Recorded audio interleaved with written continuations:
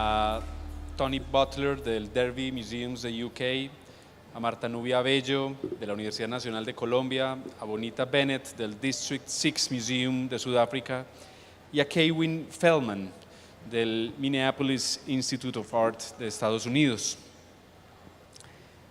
Después de la magistral conferencia de Juan Luis y tratando de darle un poco de continuidad a la conversación que inició ayer con Brigitte, hay como una metáfora latente en medio de toda esta gran conversación que tiene que ver con las membranas. Las membranas, a diferencia de las fronteras, de los límites, de los muros, son esos límites que definen a los organismos y que mantienen esa flexibilidad para garantizar que haya un intercambio de energía, de información, de materia, de un montón de cosas, pero al mismo tiempo permitiendo ese tránsito de toda clase de materiales y de información, mantener como esa especie de identidad, de unidad, que permanentemente puede llegar a mutar según si es un organismo vivo, pueda transformarse en un entorno que el medio ambiente le obligue a sufrir adaptaciones para el cambio. Aquí, un museo en cierta forma es un poco eso mismo, un organismo que está delimitado, tiene unos límites físicos en tanto a su infraestructura, pero también tiene unos límites conceptuales en cuanto a su contenido, a lo que posee, y al mismo tiempo tiene unos límites asociados a la sociedad en la que se encuentra, las relaciones políticas, las relaciones económicas, las relaciones territoriales, medioambientales que están en un momento dado alrededor y que de alguna manera pues perfilan su existencia. La supervivencia, por tanto, de un museo como de cualquier institución es el resultado de saber obedecer al cambio, de obedecer a esas fuerzas que están allí y de al mismo tiempo mantener su esencia natural, su vocación primigenia, que sin duda alguna también muta en el tiempo, como claramente nos lo demostró Brigitte ayer en su sesión. Entonces, estamos como la naturaleza del museo parece ser un problema de ontología mutante, de ir definiéndose todos los días en tanto a su razón de ser y al mismo tiempo lidiando con unas tensiones muy fuertes para poder seguir existiendo. Para nadie es un secreto que todos los museos tienen presiones políticas, económicas, que muchas veces, hay veces modelan más de la cuenta sus decisiones a la hora de desarrollar sus contenidos, pero tampoco puede permitirles caer en el inmovilismo que los anule por completo. Entonces hay una agitación adentro y esa agitación la hemos llamado valentía. La valentía es ese atributo, esa condición de cómo ante variables que nos restringen, nos controlan, incluso en ocasiones queremos mantener esa idea de que tenemos una identidad o una identidad mutante, para ser más fieles a la conferencia de ayer, pero que esa identidad al mismo tiempo le represente y no renuncie como una especie de esencia en transformación. Bajo esas condiciones de valentía, de tratar de cambiar, de moverse, de transmitir nuevos mensajes y al mismo tiempo de ser sostenible con un entorno que lo restringe, hay diferentes casos y diferentes situaciones en donde la valentía toma su expresión. Entonces, los 4 ejemplos que hemos puesto aquí en escena son ejemplos de valentías que nacen de lugares distintos, con restricciones distintas y que de alguna forma suponen un esfuerzo, creería yo, común. Ese esfuerzo común creo que tiene mucho que ver con esa segunda parte de conferencia que también nos gustaría oírle a Juan Luis Mejía sobre, bueno, ya tienes puestas las fichas de los edificios, ya tienes el territorio, ya tienes todo este montón de cosas y ahora sobreviva, exista, viva por sí mismo. Y evidentemente el sustrato de la vida del museo no es un fin productivo, es un fin cultural, es un fin humano de relacionamiento social. Entonces, no hay nada más orgánico que eso, creería yo. Y ahí empieza entonces nuestra conversación. Entonces, el modo de esta conversación tiene dos momentos. Uno en el cual vamos a oír un poco de esos casos excepcionales, de cómo instituciones que tienen orígenes distintos se han moldeado a sí mismas con cambios históricos importantes, y al mismo tiempo cómo hacer que eso prevalezca sosteniblemente en el tiempo como una oportunidad para su propia transformación. Entonces estamos ante una conversación de cómo hacer de la transición el método, ¿cierto? El método de cambio permanente. Entonces hay 4 ejemplos. En un ejemplo tenemos un museo como el que dirige Kewiin, que es un museo que tiene una historia, una tradición, unas colecciones, un patrimonio muy importante. Lo que eso supone es un esfuerzo en torno a qué significa albergar un patrimonio así, qué significa adaptarse a esos cambios sociales, culturales, empresariales para sentar una voz, para moverse y para ser relevante. Tenemos el caso del Museo de Bonita, que nace de un movimiento social en un momento específico también en Sudáfrica, y que pues hay un momento en donde todo esto emerge como movimiento social, como causa, pero ¿qué pasa cuando ya la causa se ha movido en el tiempo? Y cómo entonces tiene que cambiar su relevancia aún en el tiempo de esa trascendencia. Fíjense que exige una renovada valentía para ver, bueno, yo como para dónde me agito si los momentos fundantes ya se han ido moviendo en el tiempo. Tenemos al caso de Tony, que hace una apuesta completamente distinta, y es cómo ejercer la valentía desde afuera de los museos y cómo hacer que desde afuera el hackeo del entorno salga de afuera para aprovechar ese potencial que tiene el museo como entidad confiable, respetada, para que lo que ocurre en la comunidad y en el entorno se meta no a uno, sino a varios museos, creando capacidades humanas en muchos temas que suponen la transformación. Y el último caso es el de Marta Nubia Bello, quien ha tenido una tarea titánica, en mi opinión, pues personal, no envidiable, porque es un trabajo muy difícil. Marta Nubia ha hecho parte del equipo de investigación de la memoria histórica del país, una comisión, organización especial que tuvo que construir o ha venido reconstruyendo la historia de conflicto del país yo ya no sé cuántos años dice uno, porque 40, 50, 60, y eso solo ya es una conferencia completa, ¿cierto? Esa pregunta. Pero que en esencia entra en un momento en donde se le comisiona la misión de construir un museo sobre la memoria histórica de lo que pasó en el país, ¿cierto? Con todas esas violencias solapadas que describía Juan Luis ya en el país. Entonces, ¿cómo se ejerce la valentía para tratar de construir un relato multivocal que tiene tantos partícipes como víctimas de naturalezas tan heterogéneas y que de alguna forma componen a esta sociedad? Entonces, procedamos con la primera parte. Quiero que Kewiin nos cuente un poco cómo ha sido ese proceso del museo, y pasaremos así a todos, y después volveremos a la conversación para entonces ya arrojar las preguntas de cara a cuál es la valentía que hay que ejercer siendo un organismo renovado, y a ver qué elementos comunes encontramos allí. Entonces, Kewiin, tienes tú la palabra. Gracias. La presentación. Sí, gracias. Can I have the... No, no. So I want to start with the question of why does a general art museum in the north of the United States need to be brave today? We have a collection of about 100,000 works of art from cultures across the world over 5,000 years. Something I always remind our staff and board is that art is political. I mean, political with a small p.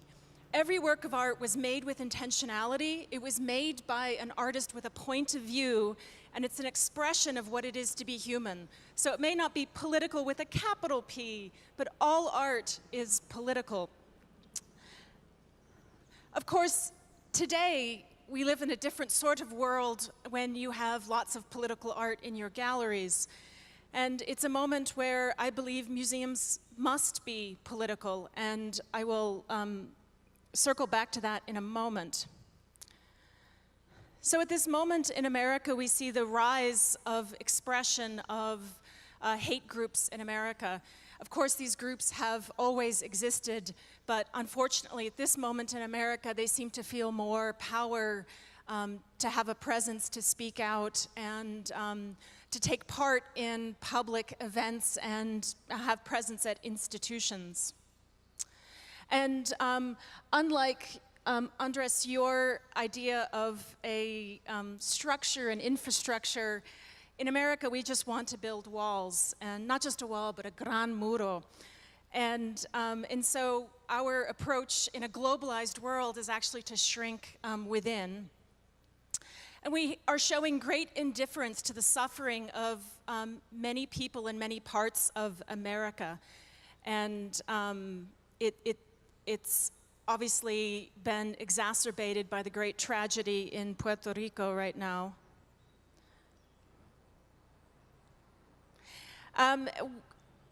Also showing a great lack of empathy for people. We are deporting people. We are expressing strong thoughts against immigration.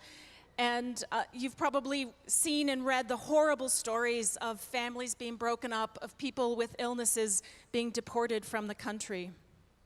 Something that particularly irks me is the harassment of women, the idea that it's acceptable to make statements about harassing women and then to be elected president. And we live in a culture right now that has great disdain and lack of respect and interest for science and for research. And noticias falsas. So if you hear a fact that you don't like, you can just call it fake news.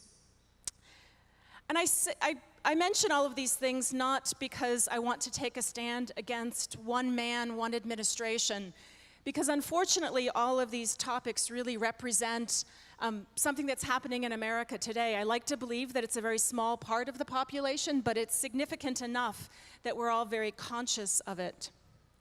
That's my last Donald Trump slide, so now you can move on. So I moved back to this question of then why, what is a brave art museum? And this is the most important slide I think I have in my presentation. These values that are listed on the screen are the things that we care about as a museum. And there are museums from all across the world here with us today. And I suspect that every one of your museums also believes in these things. You believe in equity, in the respect of individuals, their point of view, social justice, education, science, research, the sort of things that I, in the past, didn't think were at all controversial. It's love and chocolate. Who doesn't love these things? But right now, they're under threat. Moving on to happier topics, another reason to be brave in America today is that our population is changing. And it's an exciting moment and exciting changes. Perhaps you've heard that in America, we estimate in the year 2043 that the majority of Americans will be people of color. And today, the majority of people under the age of 18 are people of color. And it's interesting how the population is changing across America. And this is important for museums because we're learning how to be a new kind of country. My donors and trustees grew up in an America that was always called a melting pot. The word was assimilation. Everybody should be the same. And now in America, it's much more a salad than a melting pot. We're celebrating differences. And for museums, it means it's quite a sensitive time. In the United States last summer, we had at least 4 major protests at art museums because of the representation of different cultures. And I think we're only going to see more of that as we try to figure out this new world. And so I have just a few slides to say, what are we doing at the Minneapolis Institute of Art? I do have to point out, first of all, that our name, MIA, is a great name in a Latin American country. So I hope you appreciate, we are MIA. Our t-shirts say MIA is mine. And after the immigration ban that Mr. Trump promoted, the staff and I we wrung our hands and we said, how do we react? We can't take political stances with a capital P, but how do we take a stand to say who we are? And we put these billboards up around town emphasizing we're free and everybody is welcome always. And I also point out that this billboard is over First Avenue where Prince used to play. We pick our locations carefully. We've also been doing quite a few human rights programs. We do courses at the museum to teach students who are studying for the U.S. nationalization exam.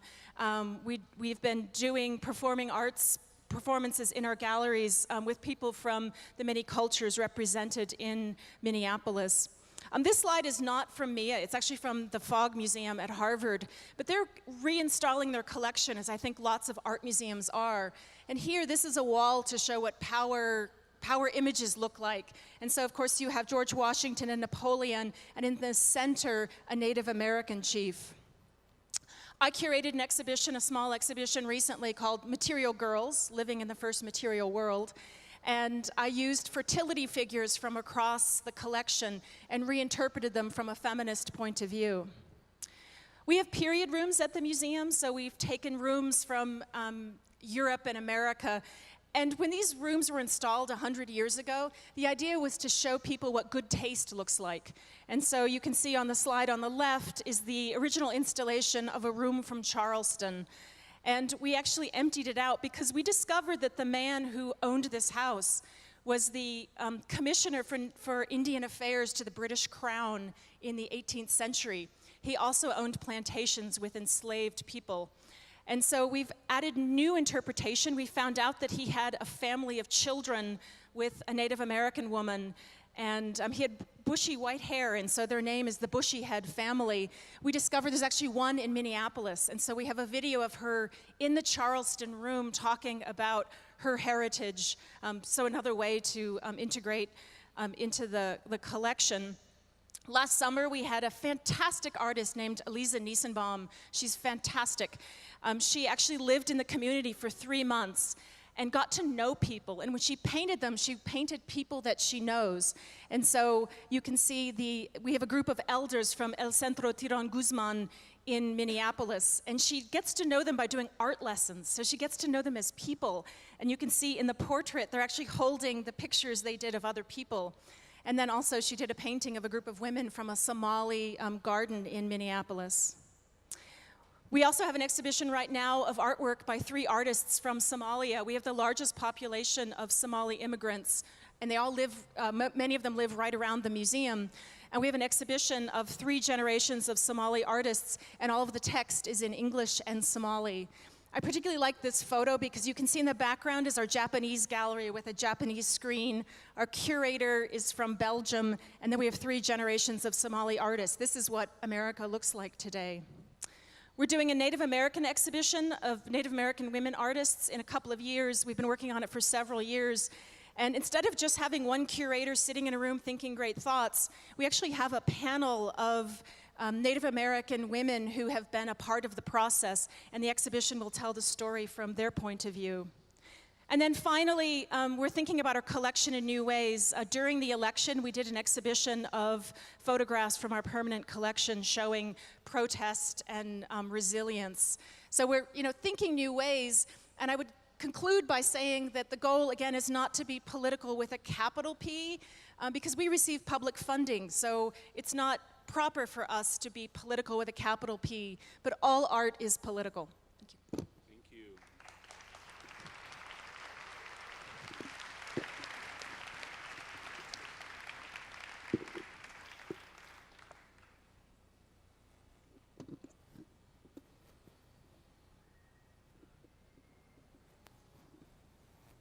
Thank you, Andres.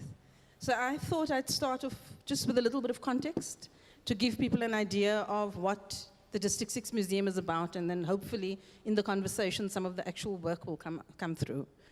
So first of all, I was very pleased and honored to be identified as a brave organization, but once I got over myself, I had to think about whether it was a bit presumptuous of me to think that we really were a brave organization. And so I asked it the question, so are we brave? Because I think of the many ways in which the District 6 Museum can identify itself. I think we've had brave moments, and so I thought I'd maybe hopefully reflect on some of those moments in our life that could be described as bravery.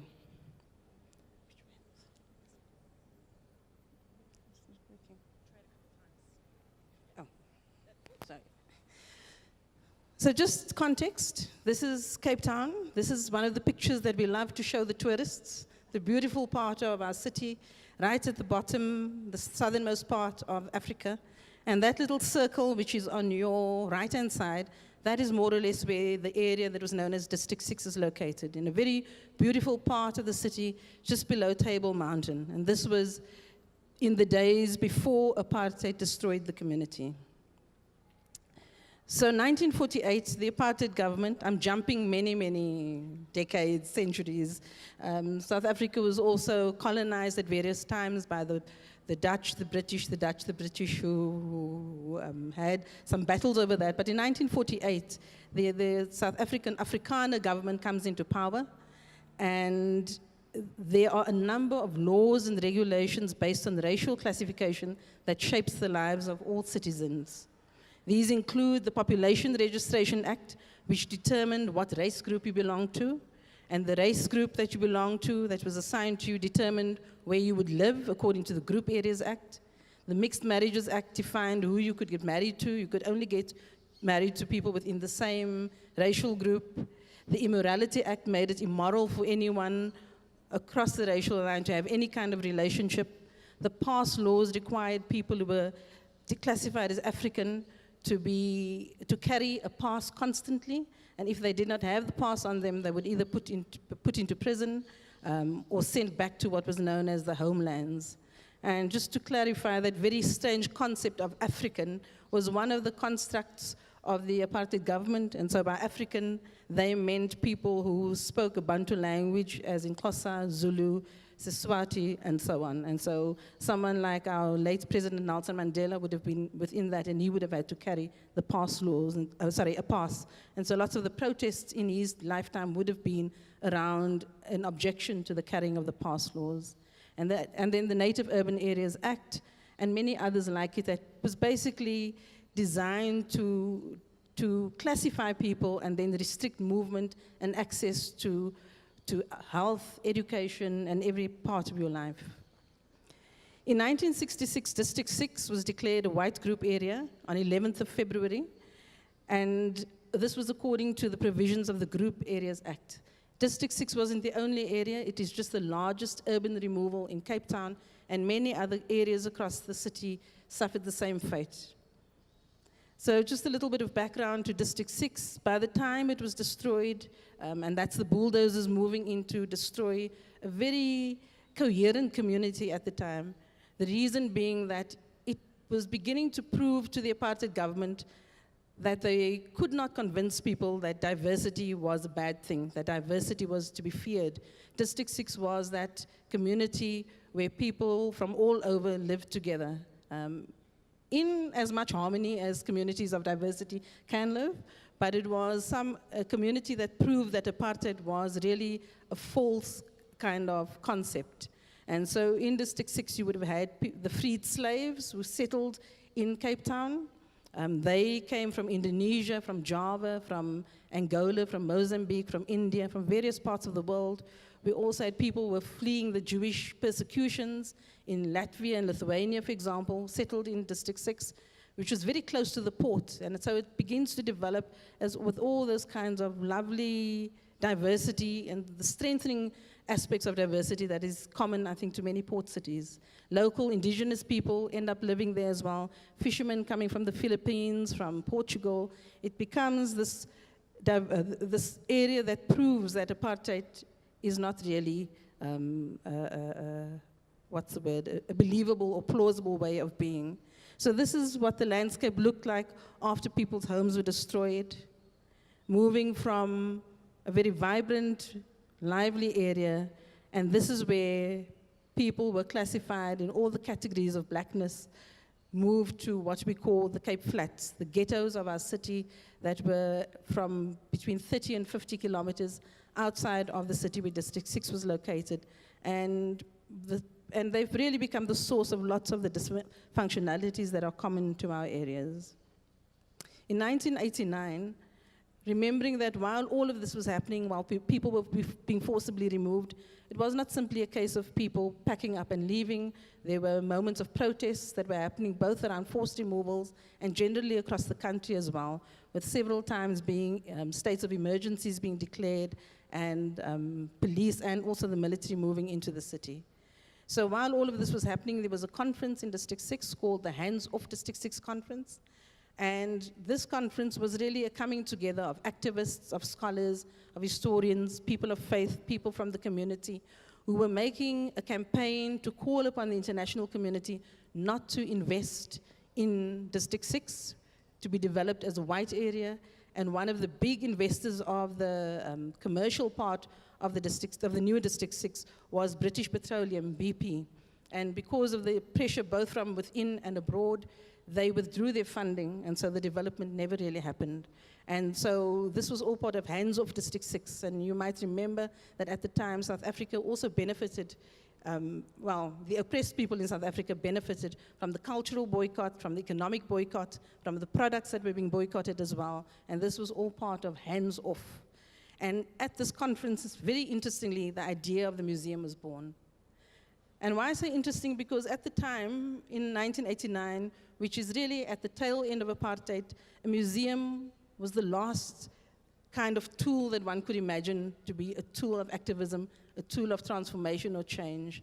And our examples of museums in South Africa at the time were very, very oppressive colonial spaces where the histories of black people were represented in a diorama in the Natural History Museum. And so they were not spaces that were welcoming, they were not spaces that spoke of transformation. And so part of me is still very curious and interested in really understanding that moment where this decision was happened. And of course, I think at the time, they never imagined that what this museum might be. In fact, I don't think they used the word museum at that conference. It was more a keeper of the community's memory. And part of that keeping was also to make the claim for restitution in the new South Africa, which was just on the brink, and trying to see, or making the argument really for how memory was an important part of winning the land claim. So on the 27th of April, we talk about that day as the day when the new South Africa was born, was the day when we had our first democratic elections, resulting in Nelson Mandela becoming the first democratically elected president. And in that year, on the 10th of December, intentionally on International Human Rights Day, to mark the place of the museum in the world, the District 6 Museum opened its first formal exhibition in the building. And that is also where we talk about really the birth of the museum. That's a little snippet.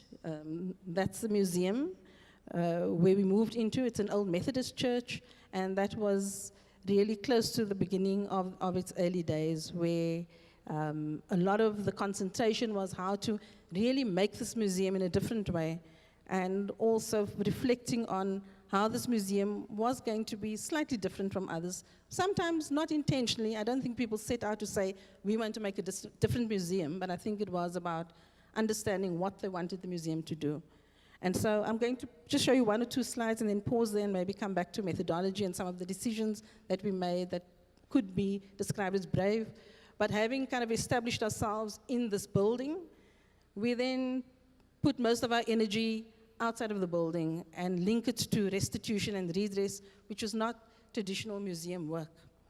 And so the Land Restitution Act of 1995 was also very important to the museum, and that together with the Constitution and the Bill of Rights, that became almost our founding documents in terms of how we were going to help people to navigate their way through the land claim, and also making that argument for why memory was such an important part of that.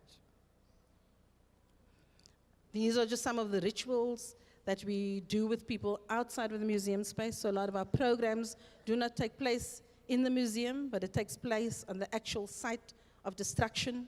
And this is a ritual that evolved over time where people have developed an organic kind of memorial, a cairn of stones where at significant days they would bring a stone from the place where they were moved to and build up this cairn and have a ritual around that as well.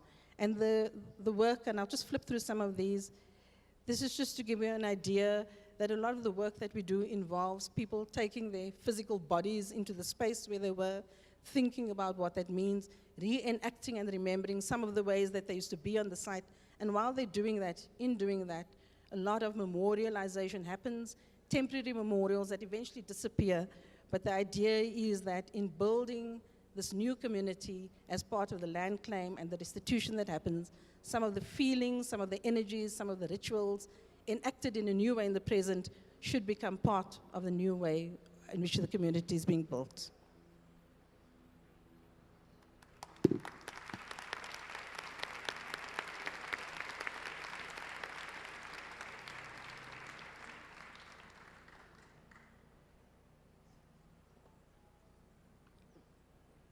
Thank you. And hello.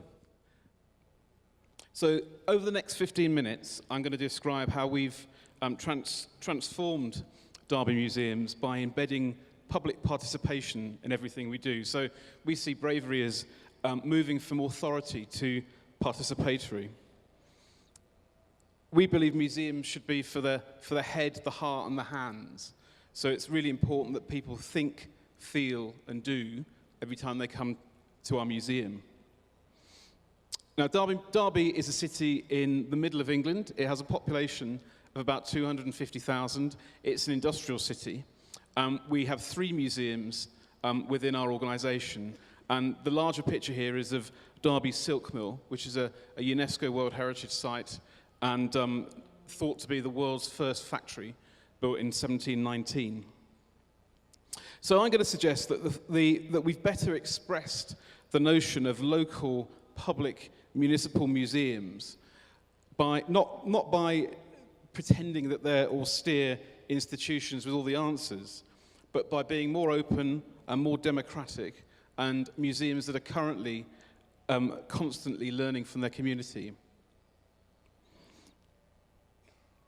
To make our museums more relevant, we've peeled back the layers of our museum, embedding participation in everything we do. And we use this using a human-centered design approach. Everything we do is co-produced. Co-production happens iteratively, but also habitually.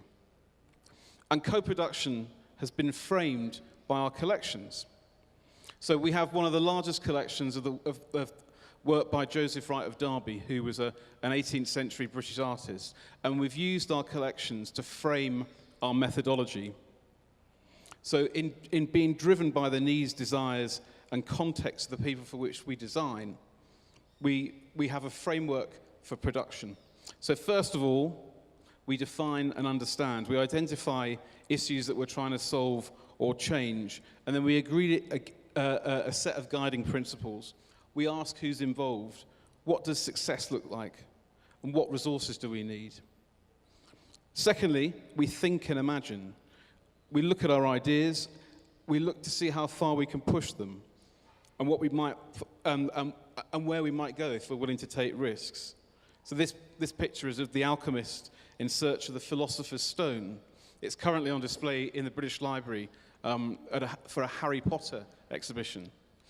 This picture shows a philosopher trying to create gold from urine, and inadvertently he creates phosphorus. And that kind of unexpected iterativeness is really important to our work. Next, we think about the ideas that are strongest. Can we combine and expand and refine them and make prototypes? All our work has become low cost but high risk. Then we ask, how are we going to know whether this has worked? What improvements do we need to make? What did people think, feel, and do when we went through the process? And lastly, we think about making and sharing. Who needs to be part of this? Who should we be telling about what we're doing? How does this feed into our other work and the work of others? So we use, as I said, using our collections to frame a co-produced methodology. Within a co-produced methodology, we also use a number of other tools, such as empathy mapping. This is a really simple tool that we use to try and put ourselves in the minds of other people. So that we would ask, before we start any activity, all our staff and all our volunteers, all those people who are involved, to imagine they're somebody else. So it might be an elderly woman with vision impairment visiting a museum on her own. It might be a young boy with his parents visiting the museums. But this is a way for us to think about how we can really empathize with our visitors so that we design for their needs. And we think this approach seriously puts the us in museums. So a couple of examples of how we've, in using this process, I'm going to give now. So we created a brand new natural history gallery, Notice Nature, Feel Joy. And we linked the natural history of our area with notions of well-being. But rather than do this ourselves, we involved a phalanx of specialists such as zoologists, entomologists, taxidermists, psychologists and musicians from within our community, as well as a large group of volunteers. And the results were a beautiful melange of specimens, stories, and details of the natural world. And we think that the maxim, no one of us is smarter than all of us, has never been so true. At the beginning of our work, we set up project labs in our galleries where we gather user suggestions. And throughout the project, we tested these ideas in an open space. We make the exhibition in full view of the public, so all our curators, all our conservators have to interact with the public. We've gone through big organizational change in the museum, and our curators are now called co-production curators. Everything they do has to involve the public. And we see this as a way of peeling back the layers of the onion of the museum. So one example of involving the public in design is this. So we had within the natural history display, we had an open day where we put a load of toilet rolls and cardboard boxes in the corner of the gallery, and we asked the public to think about how they would design themselves within the museum. And what the public were telling us is that they wanted to see all the way around the specimens. So a group of people came in and made a forest of birds. And this was then translated within our workshop into this. But the notion of the design would never have been translated into this if we hadn't engaged the public and asked the public their suggestions. Our next program is a work we're doing with our World Cultures Collection. And as David Anderson talked about yesterday, we have a huge legacy of colonialism within Britain. And this is a timely reappraisal of our World Cultures Collection. We have material from the Pacific Islands, from Africa, from North and South America. But we are taking objects from our collections and looking at commonalities within our community. So we're taking objects for walks. These are combs that went to a Turkish barber shop in our city. And they stayed there for a couple of days, and we asked the barber to be a curator for a day and talk to his customers about the exhibition. This is an Egyptian headrest from the 2nd, 3rd century BC, and it sat in a florist's in the city for 3 days on the counter.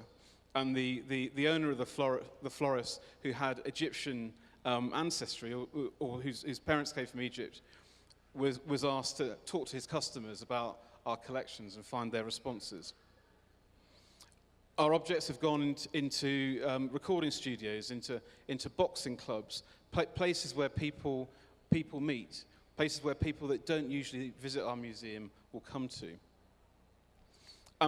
In doing so, we've then engaged a far wider group of people. This is a slide of working with a group of refugees within the city, and the museum has now been designated a space of sanctuary. So it's a safe space for people to come to if they feel threatened. So underlying all of this is involving the community with every aspect of our work, encouraging our staff to be community workers as well as professionals. And if we are brave, it doesn't feel as though we are brave. This is the change in our work, that we're trying to make. And as I said, I think it puts the us in museums.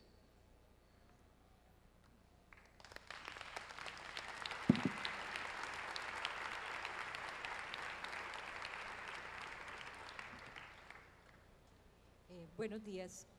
Hasta hace 4 meses estuve en la dirección del Museo Nacional de la Memoria. Sigo vinculada de corazón. Aquí está su nuevo director que creo que me apoya en ese vínculo y pues voy a compartir esta experiencia. 3 puntos para 12 minutos, que es más o menos lo que calculé. En primer lugar, una referencia al contexto, y es un contexto, digamos, es un museo que está hecho para dar cuenta, para intentar narrar una historia de más de 50 años, una historia cargada de horrores, pero también cargada de valentías, que tiene en sus registros una documentación de más de 220.000 muertos entre el 58 y el año 2000, cerca de 60.630 personas desaparecidas entre el año 70 y el año 2015, más de 7 millones de desplazados internos, cerca de 29.000 secuestrados, más de 70.000 víctimas de violencia sexual, y podría seguir enumerando el listado de horrores, y además advertir siempre que las cifras no son en realidad lo que ha ocurrido, sino que las cifras lo que ilustran es lo que hemos podido documentar hasta el momento de lo que ha ocurrido, que seguramente crecerán a medida que haya condiciones de seguridad también para denunciar y para continuar investigando. Un contexto que plantea 3 escenarios complejos y frente a los cuales tiene que dialogar el museo. Un museo en un conflicto armado sin culminar. Este año en Colombia han tenido lugar más de 100 asesinatos de líderes, defensores de derechos humanos, de restitución de tierras. Luego, es un conflicto sin terminar, es un conflicto aún vigente, y en algunas zonas, en algunas regiones del país, podríamos decir que todavía la guerra está viva y activa. Un conflicto en medio de un proceso de negociación que busca finalizar esa confrontación armada, una negociación que está intentando llevarse a superar muchos escollos en el caso de las FARC, que inicia con el ELN, que implica desmovilizaciones también, y sobre todo que aún no se asuman las responsabilidades frente a los crímenes cometidos. Un museo que tenía que asumir también tareas propias de un escenario de posconflicto armado, porque así como hay regiones del país en las cuales la guerra está activa, también hay regiones del país en las cuales se está intentando salir de la guerra, hay regiones del país donde se están llevando a cabo procesos propios del posconflicto, como encuentros de reconciliación, reconstrucción, retorno, desminado, etcétera. Entonces, son 3 escenarios que pareciera que cada uno debiera corresponder a un país distinto, pero que todos ocurren en el mismo país y al mismo tiempo. Bien, en segundo lugar, decirles que este museo es fruto de un mandato de ley, una ley del año 2011, que se instituye este museo, se ordena este museo como una medida de reparación simbólica para todas las víctimas. Coloco ese todas en mayúscula, porque cuando hablamos de víctimas hablamos de más de 8 millones de personas registradas, tal vez haya muchas más sin registrar, y que ese todas no nos convoca o no nos lleva a unas víctimas homogéneas, sino a unas víctimas tremendamente heterogéneas por quién las victimizó, qué modalidad de violencia sufrieron, cuánto hace que sufrieron esa victimización. Tenemos víctimas de hace 50 años, 30 años, 20 años, las de ayer y las de hoy. Y de ese mandato, digamos, de un museo reparador se desprende, por un lado, un compromiso ético con las víctimas que obliga a que ellas sean reconocidas, visibilizadas, dignificadas y desde luego partícipes de todo el ejercicio de construcción del museo, pero que también se deriva un compromiso político que implica, que obliga, que exige al museo que haga eco, que multiplique, que amplifique las denuncias y las demandas de justicia de las víctimas, también de la sociedad. Como medida para el cumplimiento del deber de memoria del Estado también se plantea este museo, es decir, no solamente es un museo para dignificar y reconocer a las víctimas, sino para que el Estado cumpla con su deber de memoria, y esto le plantea al museo otros retos, como por ejemplo poder contribuir a que la sociedad colombiana comprenda por qué ha sucedido este conflicto, qué características tiene, por suerte en esta ley se habla de que siendo un museo financiado por el Estado, no debe en ningún momento tener o expresar una verdad oficial, y que debe ser un museo que reconozca la pluralidad de memorias, la pluralidad de versiones que hay frente a nuestra historia de violencia. Los desafíos, a mí también me problematizó como a Bonita la expresión valentía, me parecía muy presuntuosa, pero pensé más bien que nosotros, si somos coherentes con el mandato que tenemos con el museo, y a mí el mandato me gusta mucho porque es un mandato que realmente del cual me aferro, lo que tendríamos es que utilizar la valentía, y utilizar en el mejor sentido de la palabra la valentía de las organizaciones, de los sobrevivientes, para que esa valentía sea reconocida, sea contada y sea una valentía también inspiradora para el museo. Luego realmente el reto nuestro es ser coherentes con esas historias de valentía. Y quiero entonces plantear muy rápidamente 5 desafíos que apenas quiero dejar enunciado. El primer desafío para el museo, y es donde podemos expresar nuestra valentía, es desafiar el poder. Y en este contexto que yo les comento, realmente que en el ejercicio de construir el museo no sucumbamos a esas presiones que recibimos a diario, que se expresan en esta frase de ¿qué van a contar ustedes de nosotros y cómo van a hablar de los otros? Y el nosotros debe quedar limpio, y los otros hicieron cosas peores que nosotros, y estamos siempre en ese debate, además justo porque también estamos en procesos de negociación donde la memoria está cumpliendo un rol determinante en esa negociación política. Y creo que el reto aquí es cómo hacemos nosotros para avergonzar a los llamados héroes, para desmitificar a los héroes y para mostrar la grandeza de quienes han estado oprimidos y han sido mencionados también en la historia como los vencidos. Y creo que el museo lo puede hacer a través de muchos lenguajes y de muchas expresiones. Hay muchas maneras donde el héroe tradicional puede aparecer como lo más vergonzante de nuestra historia, y donde, por ejemplo, aparezcan las heroínas que estuvieron silenciadas en mucho tiempo también de nuestro conflicto. Se trata de luchar contra estereotipos, estigmatizaciones, contra los discursos épicos que todavía siguen legitimando y legalizando la violencia. Obviamente sin incurrir en el tema de la sacralización ni de la demonización, o sea, no podemos incurrir en el lenguaje ahora desde orillas distintas, de unos son demonios, otros son ángeles, pues ese es como un riesgo también que se tiene en esta historia. En segundo lugar, desafiar la impunidad, que también de alguna manera es desafiar el poder, pero que le traza unas tareas muy específicas al museo. La que se consuma, esa impunidad que se consuma con el silencio, el olvido, la tergiversación, la negación, y coloco aquí varios escenarios posibles para el museo en términos de cómo desafía la impunidad, haciendo visible lo que se quiso desaparecer. Esto evocando la ausencia de la desaparición forzada, por ejemplo, pero no solamente se desaparecieron personas o fueron desaparecidas personas, se exterminaron ideales, se exterminaron proyectos, y se trata de cómo el museo cuenta eso que se quiso desaparecer, que se quiso exterminar. Exaltar lo que se pretende destruir, sobre todo las apuestas políticas. Aquí en Colombia se cometió un genocidio contra un grupo político, la Unión Patriótica. Parte de la tarea del museo sería cuál era el proyecto político de la Unión Patriótica, no solamente contar las víctimas de la Unión Patriótica, sino rescatar ese proyecto político que se quiso destruir, darle voz a quien se ha pretendido silenciar, lo cual implica una participación muy activa de las víctimas, cuestionar las victorias y cuestionar lo que se llama victoria y lo que se llama derrota. Las operaciones militares, incluso las más actuales, se siguen llamando Plan Victoria. ¿Qué significa la victoria? ¿Es la victoria de quién? ¿Es la derrota de quién?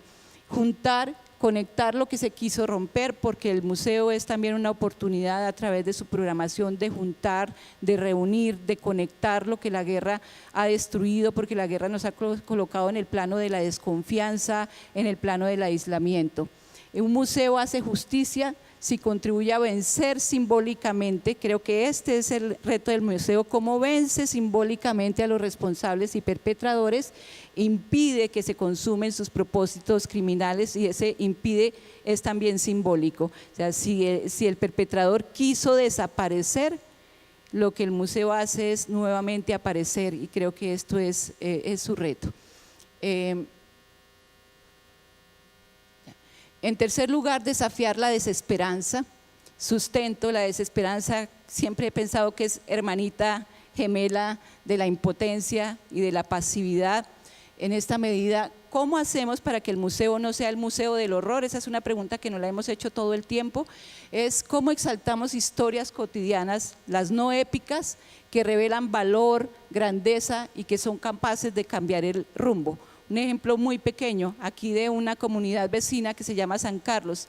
¿Cómo le contamos al país y al mundo que una profesora se comió una lista que tenían los paramilitares en la que figuraban los nombres de las personas que iban a ser asesinadas, y al comerse esa lista, como ella dice, me la comí, me la tragué, tuerce el destino, cambia el destino que pudo haber tenido los nombres que figuraban allí? Son historias pequeñas, pero son historias potentes y exaltan el valor de ese tipo de acciones. Develar la vulnerabilidad del poder, sus quiebres éticos. El poder no es absoluto, el poder también se puede cuestionar, destacando las conquistas y los cambios logrados. Este país está lleno de historias también valerosas, pero también de conquistas, de comunidades organizadas que lograron expulsar a los actores armados, de comunidades de mujeres organizadas que les arrancaron a los paramilitares sus hijos que habían sido reclutados de manera forzosa. Esas historias también deben ser contadas, porque esas son las historias que le permiten a la sociedad también sentir que la historia no es una condena impuesta, sino que la historia se puede transformar. Destacar el valor de lo pequeño y de lo insignificante, porque es tal vez donde uno se puede sentir más vinculado. Si es pequeño, yo lo puedo hacer. Si nosotros decimos, como en esos grandes megarrelatos, que la historia, que nuestra guerra es histórica, estructural y compleja, esas tres palabras caen como un edificio concreto encima de uno, frente al que uno difícilmente puede actuar. Y no es que no sea histórica, no sea estructural y no sea compleja, pero si no se revela esto que es pequeño y es cotidiano, se limita la capacidad de acción. Controlar el guión para que este no sea un guión del horror y no sea un guión del miedo. Creo que ese es el ejercicio que todos mis colegas vienen haciendo, sino sea también el guión de la transformación y de la posibilidad de cambio. En cuarto lugar, desafiar al visitante, incomodarlo, no la va a ir a pasar muy bien en el museo, interrogarlo, interpelarlo, contar historias que no se quieren escuchar, no las ya sabidas, no respuestas fáciles, esto frente a la pereza mental, porque yo creo que en un conflicto tan largo y tan degradado, los estereotipos y los prejuicios funcionan muy bien, y los estereotipos y los prejuicios son pereza mental.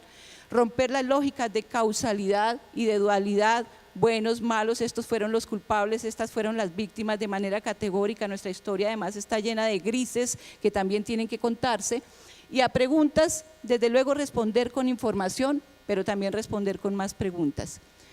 Por último, este es un desafío que considero muy importante, que es cómo el museo, y este tipo de museo para las víctimas y derechos humanos, desafía cánones de la estética y también del llamado rigor académico. Me decía en algún escenario, siempre me marcó esta frase de la artista Beatriz González, que dijo: mucho cuidado, no vayan a usar las paredes del museo para escribir un libro. Los que venimos del mundo de la academia tenemos esa tentación a contar el libro en una pared. Validar la experiencia y los saberes construidos en ámbitos no académicos, mucho más, porque realmente las víctimas tienen que contar, las víctimas son expertas también en este conflicto. Reconocer las distintas fuentes de producción de saber, que la mayoría no pasan por el mundo académico. Valorar la experiencia vivida como fuente de saber. Creo que estos son, así muy rápidamente, como los principales desafíos que enfrentaría este museo. Gracias.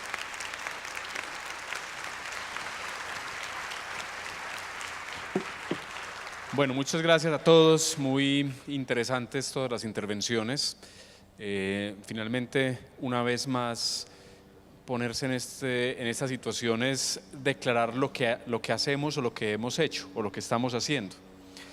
Pero resulta que generalmente cuando uno describe lo que está haciendo, y más cuando todos los que estamos aquí hacemos proyectos todo el tiempo, pues obviamente hacemos la declaración de intenciones de lo que hacemos lo más sucinta que tantas veces tenemos que hacer. Sin embargo, yo sé que la realidad es otra cuando ustedes van a sus casas, se acuestan por la noche y dicen, ay Dios, ¿yo qué voy a hacer mañana? ¿Qué es lo que sigue? ¿Cuál es el paso siguiente? Que es esa agitación del futuro, la incertidumbre del futuro. Porque pues ya quedó recibido el mensaje que la valentía como concepto suena como pretencioso. Entonces no lo llamemos la valentía, llamémoslo la inquietud, ¿cierto? Esa cosa que no los deja dormir un día y que hace que les haga hacerse un montón de preguntas que derivan en un montón de decisiones que sin duda alguna todos ustedes han tenido que tomar para cambiar el rumbo de las cosas y hacer que algo funcione, bien sea por una entera convicción o porque la realidad los forzó a eso, ¿cierto? Porque así funciona la vida. Entonces, voy a hacer una primera pregunta abierta y el primero que quiera puede echarse a responderla. Y es, ¿cuál es el miedo más grande que tiene en este momento? ¿Qué es lo que más le preocupa? Ustedes, pero no me contesten el miedo a las arañas o algo así, pues eso es fácil, no. No es de ese tipo de miedos del que hablamos. Estamos hablando es a ver, ustedes tienen que hacer una gestión, vender una unidad del proyecto, del museo que tienen. ¿Cuál es el miedo más grande que tienen de lo que están haciendo hoy, del museo que están dirigiendo, de la institución, de lo que están movilizando? ¿Quién se atreve primero?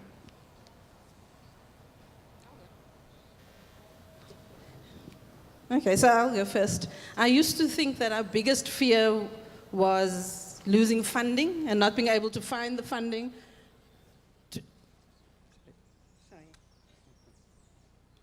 But I think my biggest fear is losing our purpose with the community, because I think that would be our greatest loss.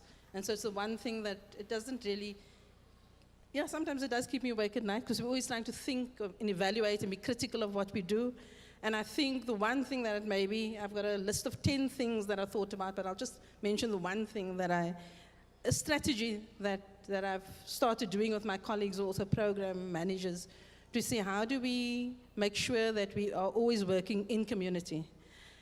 And so the one challenge that I've given to my colleagues and to myself, and this is very context specific, and I'm not speaking to anything else that has been said before, but it's about watch your vocabulary. So I've asked people we've banned each other from using words like decolonization, from being a healing organization, from saying that we co-create. We do it, but I'm saying, show me the work, let people experience it, and then we will know that's what we're doing, and we'll be true to our purpose. Because I think what happens is sometimes the vocabulary becomes the substitute for what you're doing. And I think that is just the one challenge that we've given ourselves. Muy bien, excelente. ¿Alguien tiene algo distinto, otro miedo? Este es el lugar de la catarsis, de todos los abrazamos como una comunidad que los comprende. Lo que pasa es que yo tendría como 100 miedos para enumerar, o sea, son muchísimos. Porque nosotros estamos haciendo un museo que debe contribuir a la construcción de paz y el principal miedo en este momento histórico de tanta vulnerabilidad es que no salgamos de esa guerra prolongada en la que llevamos más de 50 años y realmente hay muchas amenazas, el país está enfrentando muchas amenazas para que se puedan concretar esos anhelos de paz. Pero hay un miedo con el que creo que todos los del museo nos atormentamos y no nos deja dormir y es que el museo está en medio de la disputa por la memoria. El museo en este contexto del país, prontos a unas nuevas elecciones presidenciales, es un espacio de disputa y es probable, pudiera pasar, que ese sueño de museo ni siquiera se construya. Y creo que en eso hemos venido trabajando y hemos venido entusiasmando también a las comunidades y hay un temor enorme de que ese entusiasmo, ese compromiso que hemos construido en las regiones, ese compromiso de todos los que han trabajado allí, se pueda ir al suelo si triunfa en la disputa política el interés de que la memoria no haga parte de nuestra historia. So My fear is of irrelevance. And I believe profoundly that art matters and that has always mattered, and art will always matter to people. It's part of being human. What can come and go is our institutions. And if we aren't constantly thinking about the changing population, the changing needs and desires in society, we can become irrelevant. I think the old idea for art museums, and certainly for art museum directors, was to keep on keeping on, to keep everything going just as it was. That art museums were supposed to be a safe place to come quietly look at beautiful things. And our communities demand more of us, and new ways of behaving, being more responsive to the community. And for some staff members, that's easier than others. It's about changing the behavior. And while I appreciate the modesty of my fellow colleagues here on the panel, I want to advocate for bravery. I do think this is a time for brave museums, brave leadership. And I'm going to go back to that slide I had of all the values, the things we care about. And I think it's worth falling on our swords to protect those values. They matter in our society. They're why museums exist. I'm not sure how to follow that. I think there's a myth of permanence about our institutions, and within that, the idea that my organisation was founded in 1830, and I'm pretty sure it's not going to be around in 2130, because it will be something very, very different. And so I think the only fear I have, is that my team won't always want to try and break boundaries, and that sometimes we go through sort of cycles of excitement, exhilaration, and doing stuff, and then there's that sort of downtime. So my fear is kind of internal. So rather than be very profound and say something very meaningful, I think the fear is around as a director to keep my organisation constantly on the up, and to celebrate success, and to encourage everybody to feel that success belongs to them. So the dips are my fear. Ok, entonces aquí hay como una primera gran conclusión. Relevancia y ritmo, ¿cierto? Mantener la conversación de la relevancia permanentemente. Ahora, volviendo a los miedos, pensando más bien en si hay unos miedos, ¿cierto? O más bien si hay unas ilusiones y unas esperanzas. Hay algo que está pasando en el mundo que seguramente muchos de ustedes leen, y no piensen que lo voy a decir qué es eso que uno lee, no, cada quien tiene su versión de algo que está pasando en el mundo que de alguna forma lo va a cambiar todo. Uno puede elegir muchas excusas, pero en cierta forma uno tiene como en esa agitación de deseo de ser otra cosa siempre. ¿Cuál creen ustedes que es ese algo, que no sé cómo se llamará, o que ustedes identifiquen, que lo va a cambiar todo? O sea, estamos haciendo estos museos y ustedes están identificando que hay algo allá en el futuro que se está moviendo, o en el presente que se está moviendo, y que les está diciendo a ustedes urgentemente, esto lo va a cambiar todo. Pues va a cambiar la forma en cómo somos museo, va a cambiar cómo nos vamos a relacionar con el público, va a cambiar la forma en cómo seguimos siendo relevantes. Así sea algo intuitivo que estén advirtiendo. ¿Alguno tiene alguna idea? So I'm going to advocate for empathy. I think that in our strange and wonderful and challenging world today, that the ability of objects to help us have empathy for other people is going to be what changes. It's going to make us even more relevant and more important in the future. We need to figure out how to communicate it better, but museums are a place for empathy. I'm going to steal Elaine Gurian's notion of complexity, and that museums are places to discuss complex issues. So elites throughout the world have promised simple solutions to complex problems, either by building walls or, in our case, leaving an incredibly successful economic bloc. So museums are the places where complexity can be fleshed out in a place that is also slow. So I'm quite interested in the slow museums, museums that can reflect with their community as meeting spaces. So museums can be slow, they should be complex, and I think it's not a game changer, but I think that's an area in which we can really make the difference.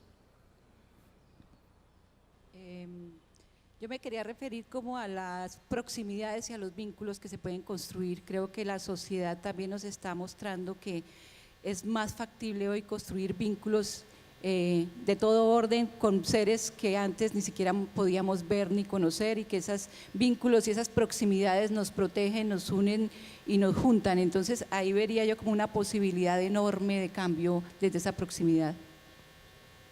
Muy bien. Eso debió haber sido alguien de Tipa diciéndome que ya se me acabó el tiempo. Entonces, bueno, infortunadamente se nos acabó el tiempo, pero esta conversación, le faltaron 2 preguntas más. Entonces las voy a decir, pero para que las sigamos respondiendo en el almuerzo, ¿cierto? Creo que ya se esbozaron dos ideas fuertes, la empatía y la relevancia, pues cómo hacer que eso siga ocurriendo con las nuevas formas de conectarnos. Y ahí vendrían las dos siguientes, que serían, y no la vamos a responder ya, pero están autorizados a devorar la respuesta después de que nos bajemos de aquí. ¿Cuál es la idea peligrosa que ustedes tienen en este momento? O sea, la que están maquinando entre ustedes para lo que se viene, y en qué nos iremos a convertir. ¿En qué se irán a convertir nuestros museos? Entonces ahí les dejo la misma pregunta abierta a todos. ¿En qué nos vamos a convertir? ¿Y cuál es la idea peligrosa que tienen todos en este momento? Hasta aquí entonces esta conversación. Un aplauso muy especial a todos nuestros panelistas. Muchas gracias a todos y bueno, bienvenidos a la siguiente sesión de nuevo.